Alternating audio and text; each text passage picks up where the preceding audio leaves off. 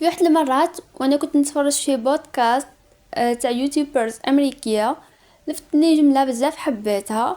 موضوع الفيديو كان هو عن الناس والانسان اللي دائما يسمع الناس يحكيوا عليه، او هذوك الناس اللي يحاولوا انه يحطوا له معنوياته ويهضروا له كلام ما يعجبوش ويحاولوا يكاسيوه.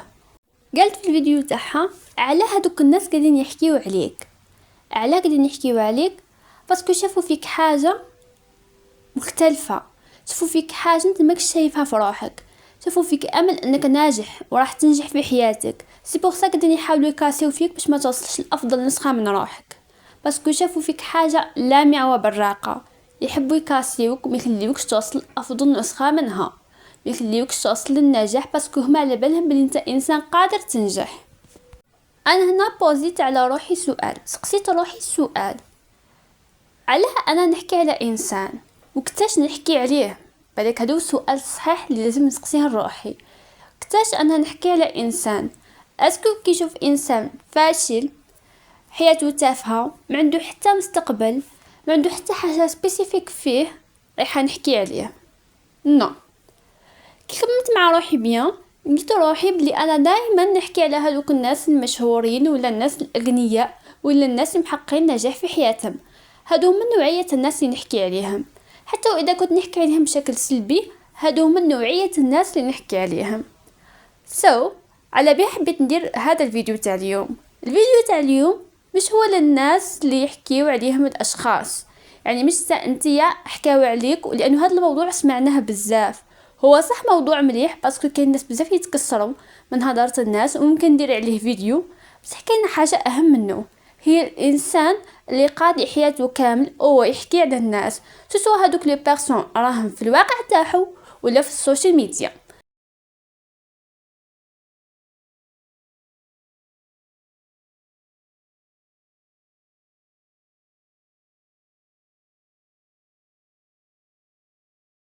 أعزائي المشاهدين، مرحبا بكم في فيديو جديد.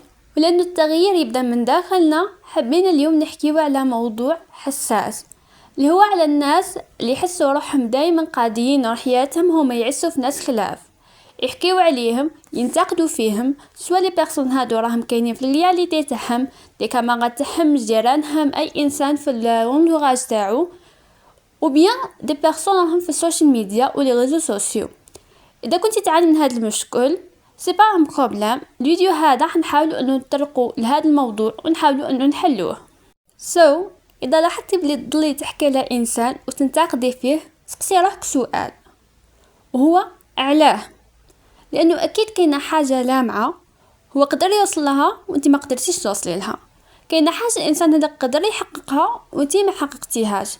هذه الحاجه اي غايدتك من داخل، هذه الحاجه هي اللي خلاتك تدوري على هذاك الانسان وتعبري على هذوك المشاعر الخايبه تاعك بانك تحكي عليه وتنتقصي منه.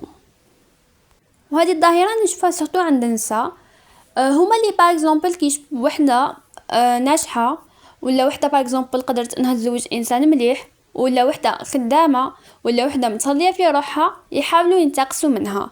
نلقيهم دائما دايرين عليها مجمع وبادين يحكيوا على مثلا اللبسه تاعها، الميك اب تاعها، تصرفات تاعها، يعني يلقاو نقطه يحكيوا عليها فيها.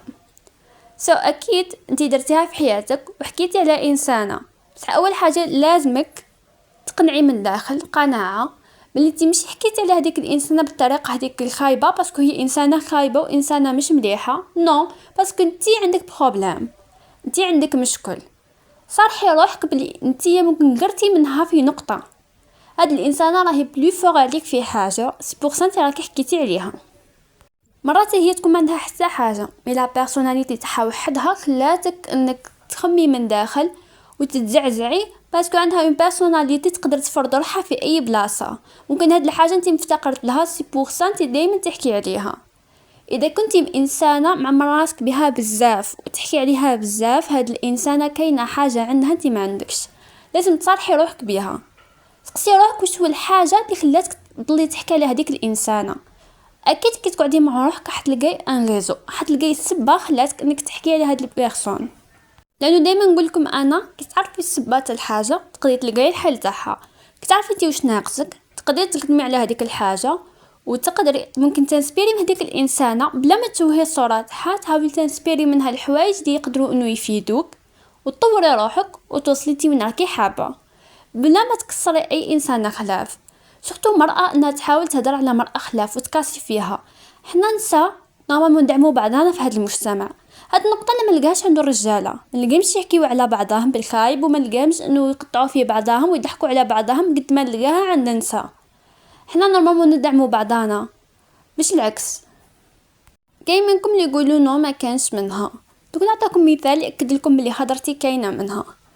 اسكو في حياتك ضحكتي على طليبه برا؟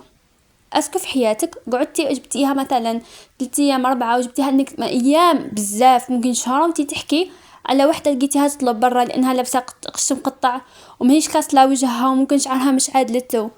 اسكو كش نهار صراحه كاين ناس بار اكزومبل الاخلاق قله التربيه تاع انه يشوفوا مثلا وحده تطلب برا ولا ممكن يضحكوا عليها، بصح ممكن تضحكي عليها ديك دقيقه برك، مستحيل حتقعدي بها شهر وانت تخمي فيها وانت تضحكي عليها وانت تحكي عليها امبوسيبل.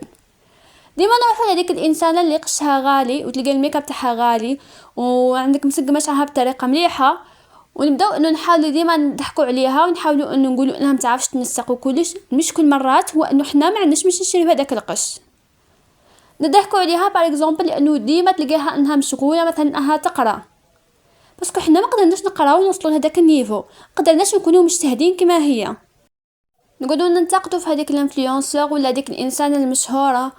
علاه؟ لانه حنا ما قدرناش نوصلوا الشيء اللي حقته هي، ما قدرناش نوصلوا السمعه تاعها، ما قدرناش نوصلوا المال تاعها والنجاح تاعها، على بها نضلوا ننتقدوا فيها. لازم تحطي في بالك انك مستحيل تحكي على انسان هباء برك، مستحيل. اي انسان حكيتي عليه سورتو هذاك الناس اللي حنا عمرنا يصنوا نحكيو عليهم بزاف، هادو الناس لانه فيهم حوايج مميزين سبيشال. انا مرات فات عليا مثلا اون جوري بكري كنت فريمون صح انه كي نشوف انسانه ناجحه وكلش نبدا نقول انا هاد الانسانه نكرهها، هاد الانسانه شاك كيفاش مدايره، القش تاعها مش معدول. نو بعد اكتشفت حاجه، لانه انا ما قدرتش نوصل لهداك لو نيفو تاعها، لاني ما قدرتش نكون منضبطه كما هي، ما قدرتش انه نشري قش غالي كما تاعها، ما قدرتش ننجح كما هي. سي بور سا قاعده نكاسي فيها، سي بور سا قاعده نهضر عليها. هذاك الانتقاد في الصحه وليا، لاني انا ما قدرتش نكون كما هي. كي قدرت اني نستوعب هذه الفكره ولا الموضوع يجيني بسيط، عدت ما عنديش هذاك المشكل اني نروح ننتقد الناس وننتقد هذوك الناس الناجحين. نو وليت انا نخدم، وليت اي انسان نشوفها ناجحه نقدرها ونحاول اني نسبيري منها ونخدم باش نوصل، لانه كيما وصلت هي نقدر نوصل انا. نخليها ممكن هي حافز ليا. اذا كانت هذيك الانسانه منضبطه في حياتها انا تاني لازم نكون منضبطه في حياتي باش نوصل، لانه في النهايه الانسان اللي يدي بزاف هو الانسان الاكثر انضباط، هو الانسان اللي يخدم اكثر مش الانسان اللي عنده زهر اكثر. هذه حاجه لازم نحطها في بالنا مليح. ونصيحتي في الحياه ديما انك تعسي روحك انتي، احكي لروحك روحك انتي، شوفي البارح روحك كيفاش كنتي، شوفي روحك كيفاش كنتي وكيفين وصلتي اليوم. عسي روحك وعسي تصرفاتك وعسي خطواتك وعسي نجاحك. هادو من الحوايج لازم تعمري بهم راسك مش الناس الاخرين، لانه اي محاوله انك تنتقصي من انسان هي انتقاص لروحك مش من هذاك الانسان. باسكو كون جيتي انسانه واضح كيما قاعده تهضري وانك ما تغيريش، لانه بزاف يحكيو على العباد وما كيقولوا لكم تغيروا منهم يقولوا نو. كون جيتي انسانه هكاك صح اكيد ما تقعديش تحكي على الناس ومودره حياتك. نو لازم تكوني صريحه مع روحك. مش عيب انه نغلطوا، العيب انه نقنعوا روحنا باللي غلط تاعنا صح ونقعدوا فيه. اذا قدرت اني نكون صريحه مع روحي نقدر اني نلقى حل. ديما نقولها اذا قدرت نعرف المشكل تاعي نقدر نلقى الحل تاعي. نتمنى اي واحد شاف هذا الفيديو يكون استوعب منه ولو كان قليل. اي واحد كمل الفيديو. ورا الفيديو هذا نتمنى منكم انكم ما تبقاوش تحكيوا على الناس وما تبقاوش معمرين راسكم بالناس، عمروا راسكم بحياتكم بنجاحكم. اي انسان حسيتي بلاكي مهتمه فيه وانتريسي مش معناها انه انسان سيء، ما تبدايش انك تحكي عليه بطريقه سيئه. شوفي الحاجه اللي راهي قدر انه يحققها وانت ما حققتيهاش وكدمي عليها. ممكن هذا الانسان اللي كنتي تنتقدي فيه هو نفس الانسان اللي تقدري تنسبيري منه وتقدري توصلي بعيد، باسكو ممكن ديتي منه اسرار تاع النجاح. اذا عجبكم الفيديو هذا ما تنسوش ديروا لايك وتشتركوا في القناه، خليوا لنا كومنت وشاركوا الفيديو مع اصدقائكم والناس اللي حابين يستفادوا من الفيديو هذا، ولا مثلا الاشخاص اللي لاحظتوا انه ديما يحكيوا على الناس. شكرا لكم ونشوفكم في فيديو جديد.